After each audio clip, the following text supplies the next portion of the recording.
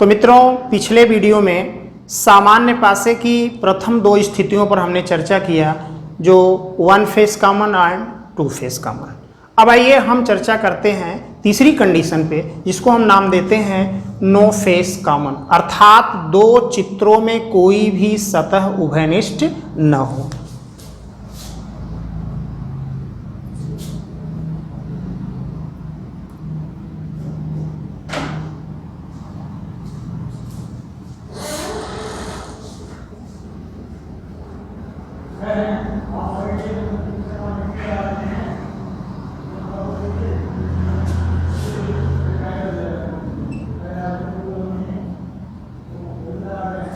जैसा कि आप चित्र में देख रहे हैं, दो चित्र दर्शाए गए हैं।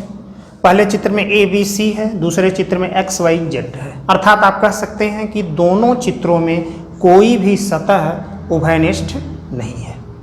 तो अगर कोई भी सतह उभयनिष्ठ नहीं है तो ऐसे प्रश्नों को हम कैसे हल करेंगे? तो मित्रों, एक बात ध्यान रखें कि ऐसे प्रश्नों की गतिविधि दो तरह की होती है। तो आइए हम सबसे पहली गतिविधि को देखें। पहली गतिविधि ये है, किसी चित्र के किसी भी सतह का विपरीत दूसरे चित्र की कोई भी सतह हो सकती है। अर्थात आपसे अगर पूछे कोई कि A का विपरीत क्या होगा, तो आप कह सकते हैं X या Y या Z। इसी प्रकार अगर कोई कहता है कि B का विपरीत क्या होगा, तब भी आप कह सकते हैं X, Y या Z।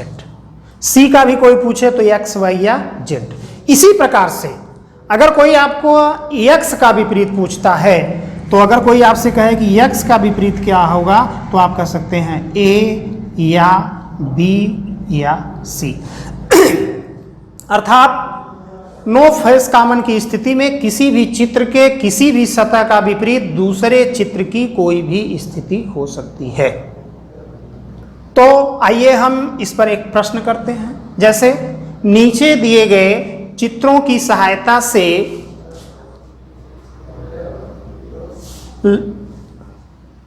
प्लस चिन्ह के विपरीत सतह पर स्थित चिन्ह ज्ञात कीजिए। नीचे दिए गए चित्रों की सहायता से प्लस चिन्ह के विपरीत सतह पर स्थित चिन्ह ज्ञात कीजिए।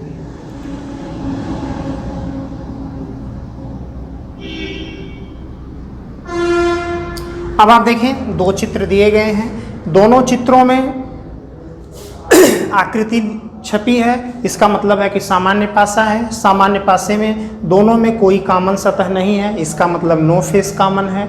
अगर आपसे प्लस का विपरीत पूछा गया है, तो प्लस का विपरीत क्या हो जाएगा? प्लस का विपरीत हो जाएगा डेल्टा या @ या आयत। तो इस तरह से नो फेस कॉमन में किसी भी सतह का विपरीत दूसरे चित्र की कोई भी सतह हो सकती है। लेकिन दूसरी, कभी कभी प्रश्नों में विकल्प के आधार पर प्रश्न की प्रकृति में परिवर्तन किया जाता है। वो परिवर्तन क्या होता है? जैसे आपने यहाँ पर देखा कि आपसे पूछा गया कि प्लस का विपरीत क्या होगा, तो आपके विकल्प के रूप में इस तरह से दे सकता है। जैसे पहला विकल्प देगा डेल्टा, दूसरा विकल्प देगा @ तीसरा विकल्प देगा आयत और चौथा विकल्प देगा डेल्टा या @ या आयत। तो आपके नियमानुसार आपका आंसर क्या होगा? आपका आंसर चौथा होगा, डेल्टा या @ या आयत। लेकिन बात कभी कभी किसी न किसी प्रश्न में जो ये आइदर फर्स्ट और सेकेंड और थर्ड के रूप में विकल्प दिया गया है, अगर इस रूप में विकल्प न दिया गया हो तो हम प्रश्न का आंसर कैसे देते हैं? तो आइए अगले प्रश्न में देखते हैं।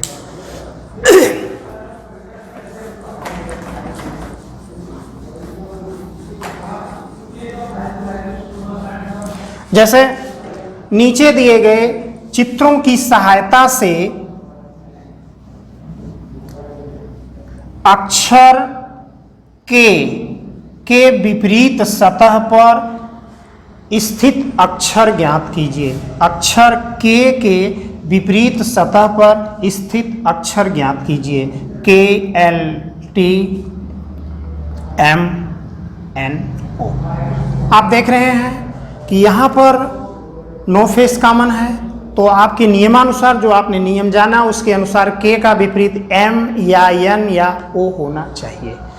अगर एम एन ओ में विकल्प में दिया गया है तो ऑलरेडी आपका उत्तर होगा, लेकिन अगर आपके विकल्प में एम या एन या ओ के रूप में विकल्प नहीं दिया गया है तब आप विकल्प का चयन कैसे करेंगे। जैसे मान लीजिए कि के का विपरीत आपसे पूछा गया है और के विपरीत के नीचे विकल्प दिया गया है एम, दूसरा विकल्प है एन, तीसरा विकल्प है ओ और चौथा विकल्प है टी।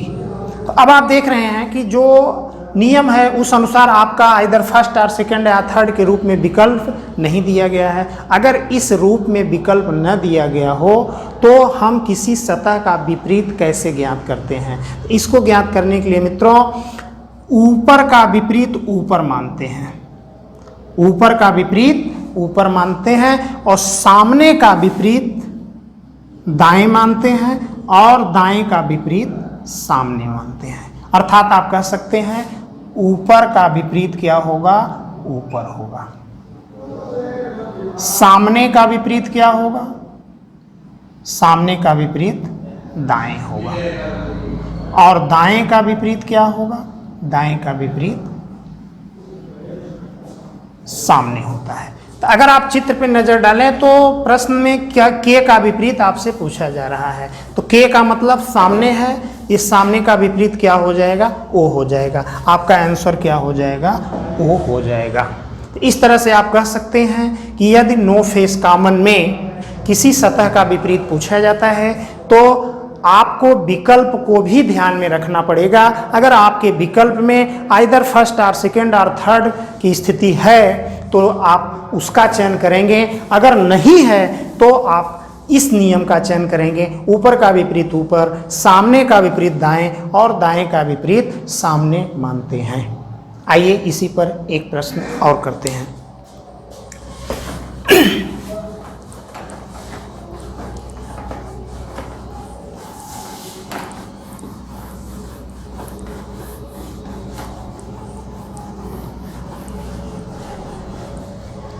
नो फेस कॉमन में अंकों पर दो प्रश्न होते हैं जिसमें कभी कभी आपको थोड़ी सी कंट्राडिक्शन होती है, तो दोनों प्रश्नों को एक साथ पैरेलल रख करके हम आपको दर्शाएंगे।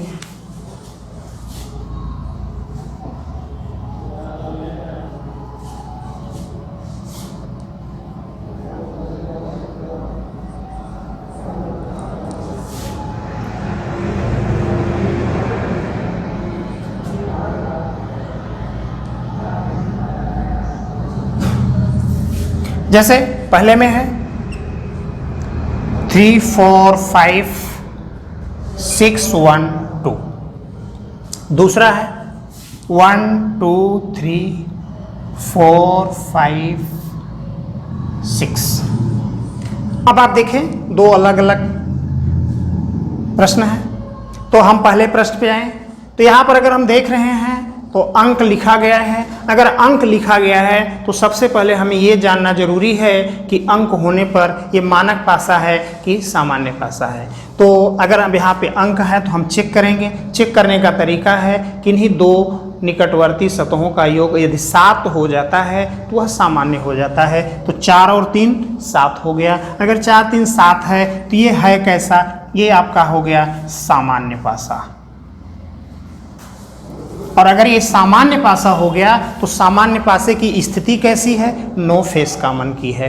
अगर नो फेस कॉमन है तो किसी भी सतह का विपरीत अगर आपको बताना है, अर्थात आप कहते हैं जैसे हम आपसे कहें कि 3 का विपरीत क्या होगा, तो 3 का विपरीत क्या हो जाएगा, 1 या 2 या 6।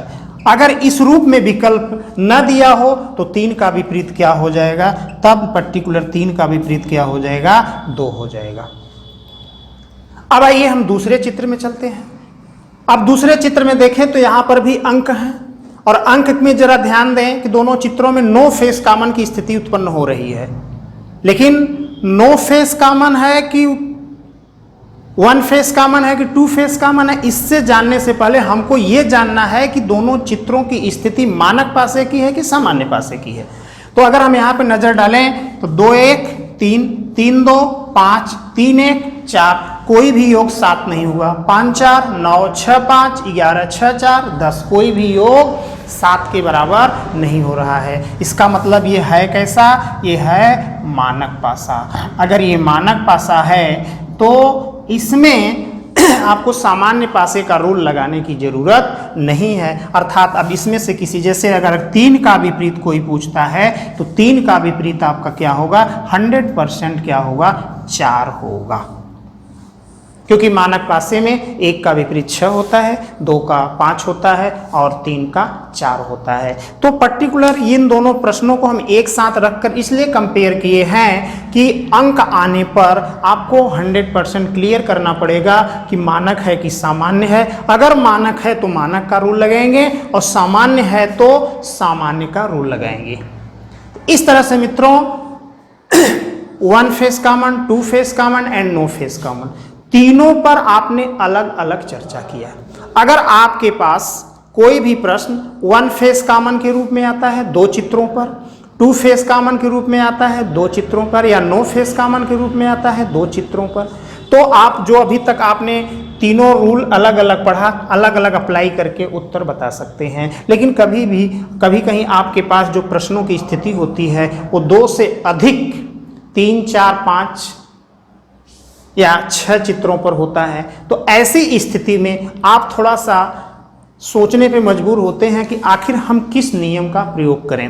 तो मित्रों एक बात आप ध्यान दीजिएगा, जब भी आपके पास 2 से अधिक 3 4 5 चित्र दिए मिले और किसी सतह का विपरीत सतह आपसे पूछा जाए तो सदैव आप 1 फेस कॉमन का रूल फॉलो करेंगे। क्यों?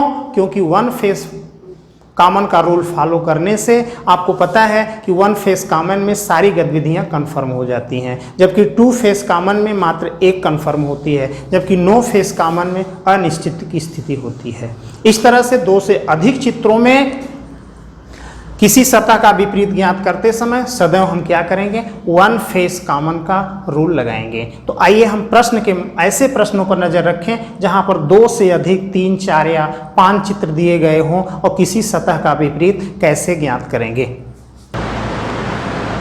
तो मित्रों देखिए अगला प्रश्न आपके सामने, जिसमें 4 चित्रों का प्रयोग किया गया है। जरा प्रश्न में नजर रखें, नीचे दिए गए चित्रों की सहायता से अक्षर K के विपरीत सतह पर एक स्थित अक्षर ज्ञात कीजिए। आपको K का विपरीत बताना है।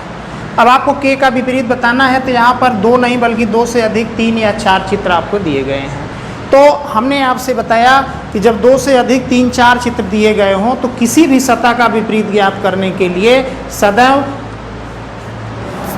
चारों चित्रों में से ऐसे 2 चित्रों को लेंगे जहां पर 1 फेस कॉमन हो, अर्थात एक सतह उभयनिष्ठ हो। तो आइए हम यहां पर देखें कि कौन से 2 चित्रों में 1 फेस कॉमन है। अच्छा, यह भी हो सकता है कि पहला दूसरा भी हो सकता है, पहला तीसरा भी हो सकता है, तीसरा चौथा भी हो सकता है, दूसरा चौथा हो, मतलब कहीं भी हो सकता है, अर्थात 1 से अधिक बार भी आ सकता है।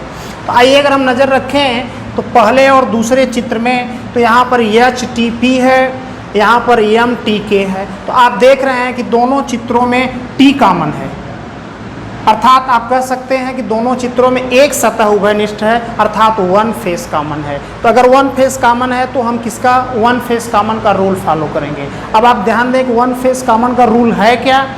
आपको 1 फेस कॉमन का रूल है कि कॉमन सतह से क्लॉकवाइज चलकर एक दूसरे के नीचे लिखने पर जो एक दूसरे के नीचे प्राप्त होते हैं एक दूसरे के विपरीत होते हैं। तो यहाँ पर अगर हम T से क्लॉकवाइज चलते हैं तो क्या मिलता है, TPH, और अगर यहाँ पर हम क्लॉकवाइज चलते हैं तो क्या प्राप्त होता है, TKM। तो अब आप ध्यान दें कि P के नीचे क्या मिला है आपको, K, तो P का विपरीत क्या हो जाएगा, K हो जाएगा। H के नीचे क्या है, M, H का विपरीत क्या होगा, M। अब आप कहेंगे T के नीचे T है तो T का विपरीत T तो होगा नहीं। तो अगले चित्र में अगर हम ध्यान रखें तो एक और भी इन 5 के अलावा और हमको क्या दिखाई दे रहा है? इन 5 के अलावा हमको यल दिखाई दे रहा है। इसका मतलब टी का विपरीत क्या हो जाएगा? एल हो जाएगा। अब आप ध्यान दें कि वन फेस कॉमन के आधार पे सभी संभव सतह के विपरीत सतह आपके ज्ञात हैं। तो आपसे अगर जो भी पूछा जाए उसका उत्तर आप दे सकते हैं। तो आपके प्रश्न में के का विपरीत पूछा गया है, तो के का विपरीत P का K है, तो K का क्या होगा? P होगा, अर्थात K का विपरीत का क्या हो जाएगा? P हो जाएगा। तो आपका उत्तर होगा P। अब आप ध्यान दें, ये तो अच्छा, एग्जाम हॉल में आपको करना क्या है? एग्जाम हॉल में आपको केवल अपना उत्तर ज्ञात करना है, ना कि वहाँ पर एनालिसिस करना है कि अगले दो से क्या प्राप्त हो रहा है। क्योंकि आज ही हम एनालिसिस कर लें कि क्या वास्तव में ऐसा होता है कि नहीं होता है। तो आइए हम अगले 2 चित्रों पर नज़र रखें। तो आप दूसरे और तीसरे चित्र को अगर हम लेते हैं तो यहाँ पर कॉमन क्या है? K और M। यहाँ भी क्या कॉमन है? K और M। अर्थात आप कह सकते हैं कि दूसरे और तीसरे चित्र में 2 सतहें उभयनिष्ठ हैं, अर्थात क्या है? 2 फेस कॉमन है। तो अगर 2 फेस कॉमन है तो इसका आशय ये हुआ कि 2 भिन्न सतह होती हैं वो विपरीत होती हैं। इसका मतलब यहाँ पे भिन्न सतहें क्या हैं? T और L हैं। तो इसका मतलब T का विपरीत क्या हो जाएगा? L हो जाएगा। तो आप यहाँ पर T का विपरीत क्या देख रहे हैं? L देख रहे हैं। आइए पहला और चौथा चित्र ले लेते हैं। पहले और चौथे चित्र में क्या कॉमन है? TPH है, यहाँ पर THK है। अर्थात आप क्या कह सकते हैं? T और H कॉमन है, T और H कॉमन है, T और H कॉमन है। तो भिन्न क्या है? भिन्न है P और K। इसका मतलब ये हुआ कि P का विपरीत क्या होगा? K होगा, या K का विपरीत क्या होगा? P होगा। अर्थात आप कह सकते हैं चाहे जिस रूल से आप किसी सतह का विपरीत ज्ञात करेंगे, हर हाल में एक ही उत्तर प्राप्त होगा। हो सकता है कि आपको यहाँ पे 1 फेस कॉमन प्राप्त हुआ है और कहीं भी 2 चित्रों को लेंगे तो भी 1 फेस कॉमन प्राप्त होगा। जैसे अगर हम 1 फेस कॉमन की स्थिति पर नज़र रखें तो आप कह सकते हैं पहले और तीसरे चित्र को अगर हम लेते हैं, TPH है, TPH है, KLM है। तो आप देख रहे हैं कि इन दोनों चित्रों में कोई भी सतह उभयनिष्ठ नहीं, अर्थात नो फेस कॉमन है। तो आप ध्यान दें कि जब आप 2 से अधिक चित्रों के पर आधारित प्रश्न आप पाएंगे तो वहाँ पर 1 phase, 2 phase and no phase हर गतिविधि एक साथ आपको मिलेगी अलग अलग चित्रों से। तो विपरीत ज्ञात करने के लिए आपको करना क्या होगा? सदैव 1 फेस कॉमन प्रयोग में लाना होगा और 1 फेस कॉमन के आधार पर हर संभव स्थिति ज्ञात करके पूछी गई स्थिति का आप उत्तर बड़े आसानी से दे सकते हैं। तो आइए मित्रों, इसी बेस पर एक और प्रश्न करते हैं। तो मित्रों आइए हम अगला प्रश्न देखते हैं, जिसमें दिया गया है नीचे दिए गए चित्रों की सहायता से प्लस चिन्ह के विपरीत सतह पर स्थित चिन्ह ज्ञात कीजिए। अब आप ध्यान दें, प्लस चिन्ह का विपरीत चिन्ह आपको बताना है। तो अब आपसे इन चारों में से कोई 2 चित्र ऐसा लेना है जहां पर 1 फेस कॉमन हो। तो पहले और दूसरे में देखें, @ is not equal two plus है, यहाँ पर क्या है? 2 फेस कॉमन है। तो 2 फेस कॉमन से अगर पूछा गया पर्टिकुलर ज्ञात हो जाए तो बात बन जाएगी, अगर न ज्ञात हो तो आगे खोजना पड़ेगा। तो @ is not equal to, @ is not equal to, आप देख रहे हैं कि इन दोनों से 2 फेस कॉमन है। तो अगर 2 फेस कॉमन है तो भिन्न सतहें क्या होंगी? एक दूसरे के विपरीत होंगी। तो भिन्न सतहें हैं क्या? प्लस और आयत। तो इसका मतलब प्लस का विपरीत क्या हो जाएगा? आयत हो जाएगा। ये तो आपका 2 फेस कॉमन से ही मामला क्लियर हो गया। लेकिन जैसे अगर इसी प्रश्न में आपसे कहता कि @ का विपरीत ज्ञात कीजिए, अगर आपसे पूछता कि @ का विपरीत सतह पर चिन्ह ज्ञात कीजिए, तो आप इन दोनों चित्रों की सहायता से अर्थात 2 फेस कॉमन से @ का विपरीत ज्ञात नहीं कर सकते। तो हमको करना क्या है? हमें करना ये है कि ऐसे 2 चित्र लेने हैं जहाँ पर 1 फेस कॉमन हो। तो अगर हम ध्यान दें तो पहला और तीसरा चित्र अगर हम लेते हैं, पहला और तीसरा चित्र अगर लेते हैं तो पहले और तीसरे चित्र में @ is not equal two plus arrow आयत त्रिभुज 9 फेस कॉमन की स्थिति है। तो पहला और चौथा ले लिया जाए। पहले और चौथे में क्या कॉमन है? प्लस कॉमन है। @ Is not equal two plus arrow त्रिभुज अर्थात डेल्टा। तो अगर पहले और चौथे को देखें तो प्लस कॉमन दिखाई दे रहा है अर्थात वन फेस कॉमन है। तो अगर हम वन फेस कॉमन है पहले और चौथे के आधार पर तो हम लिख सकते हैं plus @ is not equal to, और यहाँ पर क्लॉकवाइज चलेंगे प्लस एरो त्रिभुज। तो अब आप देख रहे हैं इज नॉट इक्वल टू का विपरीत क्या है? त्रिभुज है। @ का विपरीत क्या है? एरो है। तो बचा क्या? प्लस का तो प्लस हो नहीं, तो प्लस के लिए बच क्या रहा है? एक अलग चिन्ह बच रहा है जो कि क्या हो जाएगा? आयत हो जाएगा। इस आधार पे आप कह सकते हैं। तो हमने पूछा किसका है? @ का पूछा है। @ का विपरीत क्या हो जाएगा? एरो हो जाएगा। अर्थात आशय ये है कि जो प्रश्न आपसे पूछा गया है अगर उस प्रश्न का जवाब मिल गया तो हमें आगे बढ़ने की कोई आवश्यकता नहीं है, लेकिन अगर कभी न मिले तो क्या करेंगे? तो उसके लिए हम ऐसी स्थिति का प्रयोग करेंगे। आइए इसी आधार पर एक प्रश्न और देखते हैं।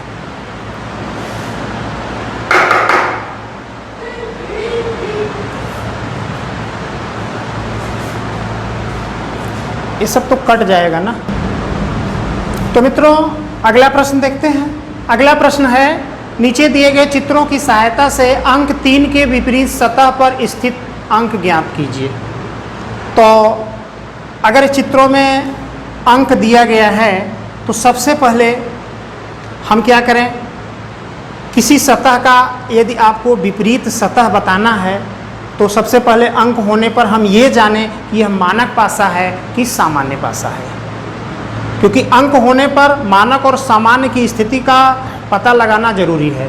तो यहाँ पर देखें 5 और 2 कितना हो जा रहा है? 7। 5 2 7। इसका मतलब दो पड़ोसी का योग कितने के बराबर है? 7 के बराबर है। इसका मतलब ये मानक नहीं है बल्कि सामान्य है। अगर ये सामान्य पासा है तो आपको पता है कि सामान्य पासे में 3 रूल हैं, 1 face common, 2 face common and no face common. तो किसी भी सतह का विपरीत ज्ञात करने के लिए हमें प्रयोग किसका करना है? 1 फेस कॉमन प्रयोग में लाना है। तो आइए हम पहले और दूसरे चित्र पर नज़र रखें। तो पहले और दूसरे चित्र में कॉमन आपको क्या दिखाई दे रहा है? 5 दोनों में कॉमन दिखाई दे रहा है।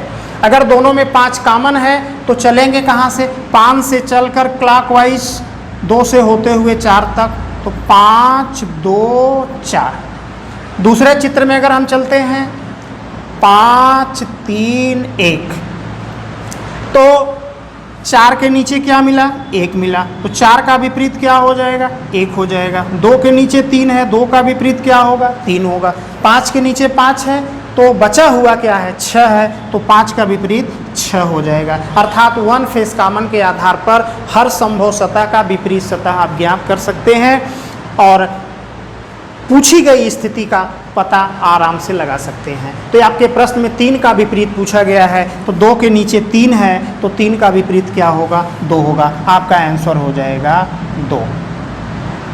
तो इस तरह से मित्रों आप मानक पासे या सामान्य पासे में किसी भी सतह का विपरीत ज्ञात करना हो तो मानक में मानक का रूल और सामान्य में सामान्य का रूल लगा करके बड़े आसानी से आप अपने प्रश्न का जवाब दे सकते हैं। तो मित्रों अभी तक हमने जो भी प्रश्न किए वो एक बंद पासे पर आधारित था। अगर पासा खुला हुआ हो तो किसी सतह का विपरीत सतह कैसे ज्ञात करते हैं?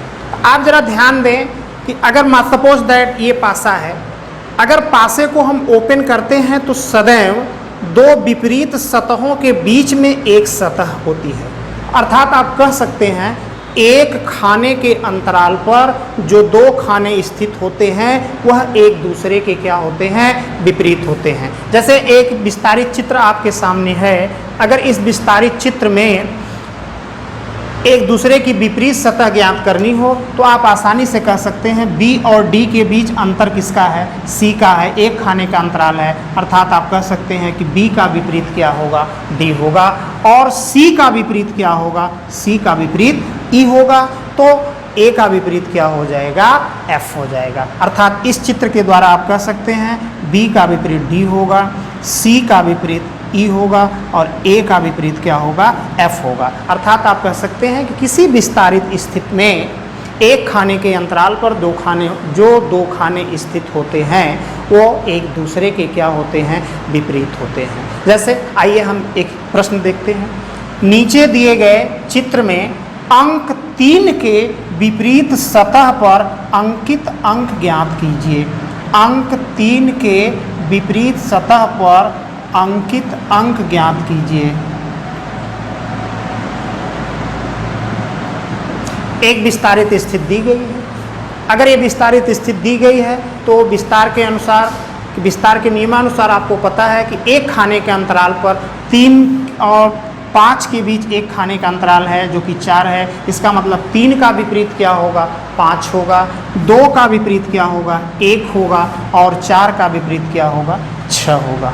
इस तरह से 2 का विपरीत 1, 3 का विपरीत 5 और 4 का विपरीत क्या हो जाएगा, 6 हो जाएगा। तो मित्रों, विपरीत स्थिति में चाहे बंद पासा हो चाहे खुला पासा हो, किसी सतह का विपरीत सतह ज्ञात करने के लिए आप बंद पासे में बंद पासे का रूल लगाएंगे और खुले पासे में खुले पासे का रूल लगा करके आप अपने प्रश्न का उत्तर दे सकते हैं। तो विपरीत स्थिति में हम यही विराम देते हैं। आज बस यहीं तक। जय हिंद।